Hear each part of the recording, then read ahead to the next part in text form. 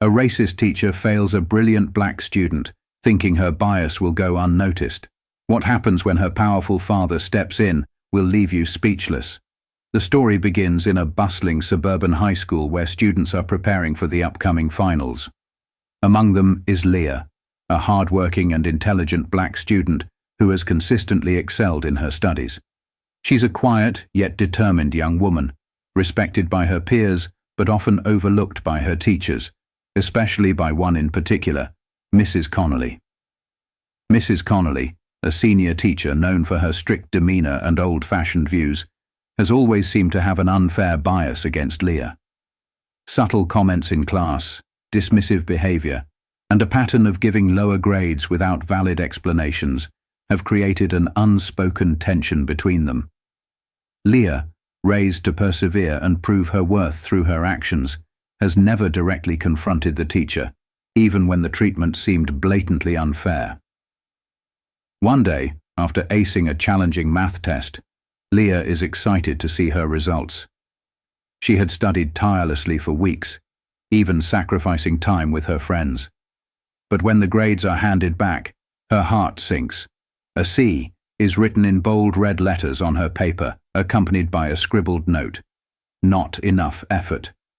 Leah knows this grade doesn't reflect her work, but when she tries to ask Mrs. Connolly for an explanation, she's met with a cold response. "I suggest you spend more time studying and less time, distracting yourself," Mrs. Connolly says, her tone dripping with condescension. Leah's classmates glance at her, some sympathetic, others too afraid to speak up.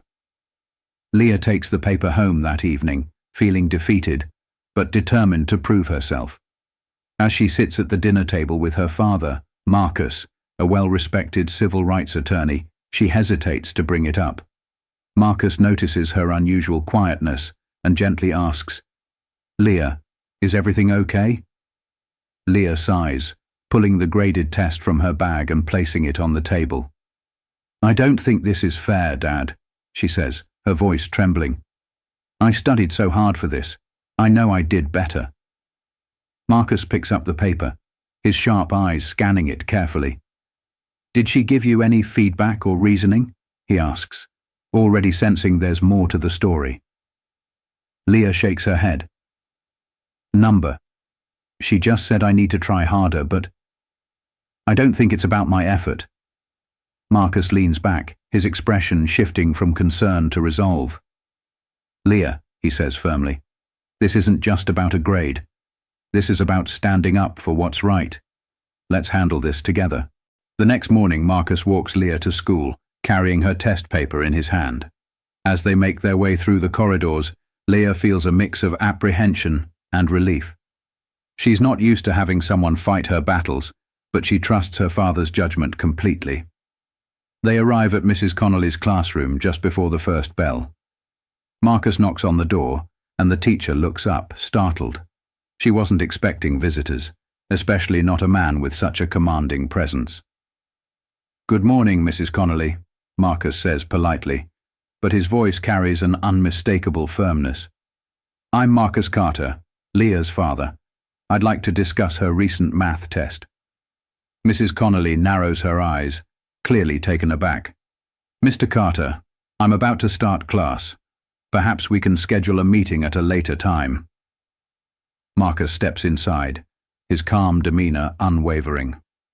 "I understand you're busy, but I believe this matter requires immediate attention. Leah has expressed concerns about her grade, and I'd like to review her test with you." Mrs. Connolly reluctantly gestures for him to sit at one of the student desks. Leah remains standing by the door, her heart pounding as she watches the interaction. Marcus places the paper on the desk. "I've gone through Leah's answers," he begins, "and they align with the material covered in class. Can you explain why she received a C-?" Mrs. Connolly fidgets, clearly uncomfortable. "Well, Mr. Carter, grades aren't just about correct answers. They reflect effort, participation, and the ability to articulate concepts clearly." Marcus raises an eyebrow. Leah has consistently participated in class and spent weeks preparing for this test. Can you point out specific areas where she fell short? Mrs. Connolly stammers, flipping through the test paper. Her authority seems to falter under Marcus's steady gaze. "It's not just about what's on the page, Mr. Carter," she says defensively. "It's also about preparing students for the real world. I'm helping Leah understand the importance of pushing herself harder." Marcus leans forward slightly, his tone sharpening. "With all due respect, Mrs. Connolly, it sounds like you're penalizing my daughter not for her performance, but for a bias that you haven't acknowledged. The real world should be about fairness, not arbitrary judgments." Leah watches as her father continues to question Mrs. Connolly's reasoning, pointing out inconsistencies and lack of evidence for her grading decisions. The teacher begins to look flustered, her arguments growing weaker with every passing moment. Finally, Marcus stands. "Mrs. Connolly, I believe Leah deserves a re-evaluation of her test, and I would appreciate if you provided a clear, objective explanation for your grading criteria in the future." Before Mrs. Connolly can respond, the bell rings, and students begin filing into the classroom. Marcus turns to Leah and smiles reassuringly. "We'll discuss this further with the administration," he says softly. "I'm not letting this go." Leah feels a swell of pride and gratitude. For the first time, she sees her father's work in action, not just as a job, but as a tool to fight for justice, her justice. Later that day, Marcus decides to take the issue to the school administration. He schedules a meeting with the principal, Mr. Edwards, a middle-aged man with a reputation for fairness, but a tendency to avoid conflict whenever possible. Leah, feeling a mix of nervousness and anticipation, accompanies her father. As they sit across from Mr. Edwards in his modest office, Marcus begins calmly. "Thank you for meeting with us on such short notice, Mr. Edwards. I'd like to discuss a concern regarding my daughter's treatment in Mrs. Connolly's class." The principal adjusts his glasses and nods. "Of course, Mr. Carter, I'm here to listen."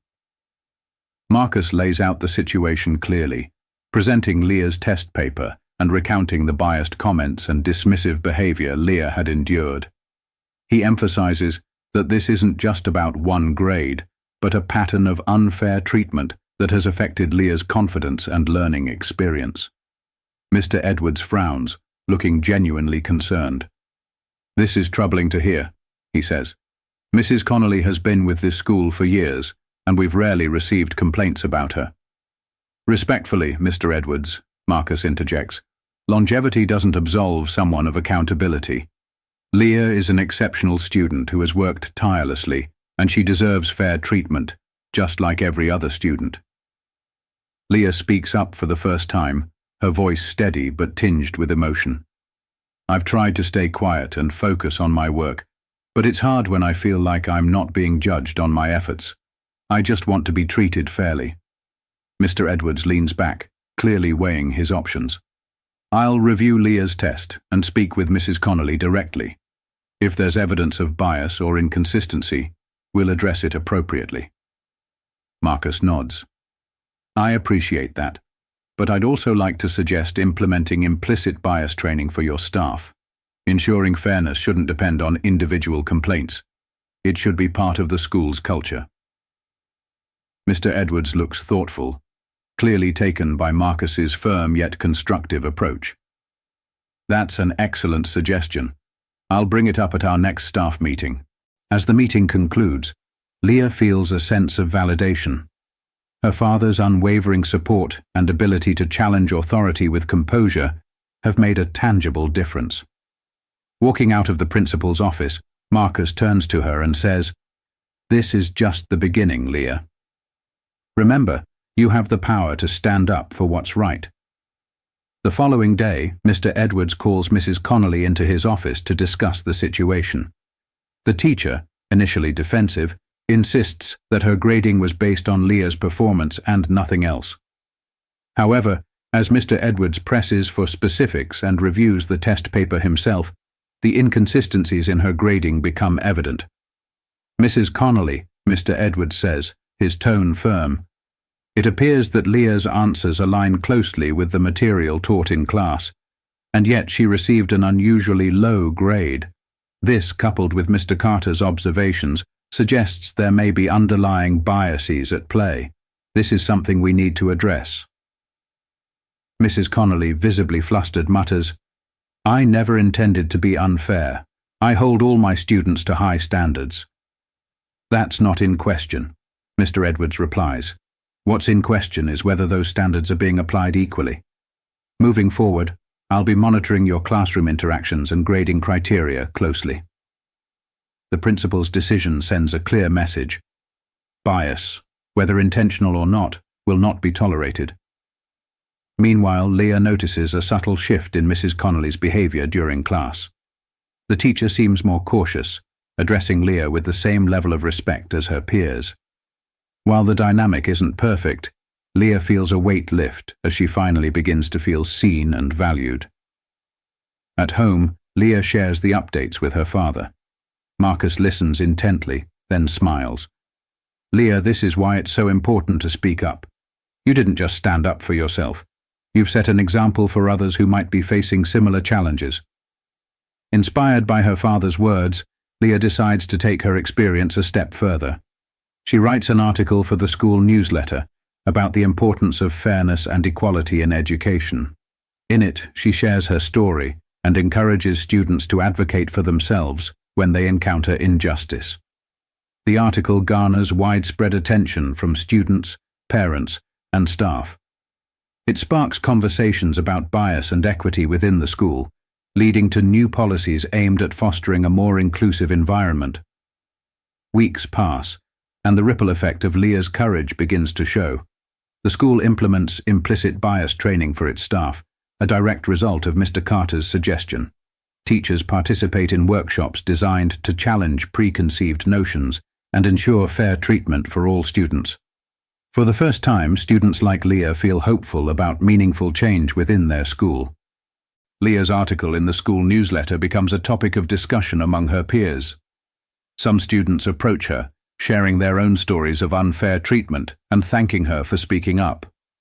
Her actions spark a movement within the school, encouraging more students to advocate for themselves and each other. One afternoon, during a school assembly, Mr. Edwards takes the stage. He addresses the students and staff, acknowledging the importance of Leah's bravery and the lessons learned from her experience. "Today, I want to commend a student who has shown us the power of speaking up for what's right. Leah Carter, please stand." Leah, sitting in the middle row of the auditorium, feels her cheeks flush as her classmates erupt into applause. She stands, looking around at the faces of her peers, and smiles. It's a moment of recognition not just for her hard work, but for the impact her actions have had on the entire school community. At home, Marcus watches Leah with pride as she discusses her plans to start a student-led group focused on equity and inclusion. "You've grown into a remarkable young woman," Marcus tells her. "Never underestimate the power of your voice. It's stronger than you think." Leah nods, her confidence renewed. "I learned from the best, Dad." The story ends with Leah walking into her next math class. This time, Mrs. Connolly greets her with a genuine smile and hands her the results of her recent test. A bold A+ is written across the top. Leah glances up at the teacher, who gives a small nod, a silent acknowledgement of Leah's strength and persistence. As Leah takes her seat, she feels a sense of triumph, not just for herself, but for the countless others who will benefit from the change she helped spark. Her story becomes a powerful reminder that standing up against injustice, no matter how small it may seem, can lead to a brighter future for everyone.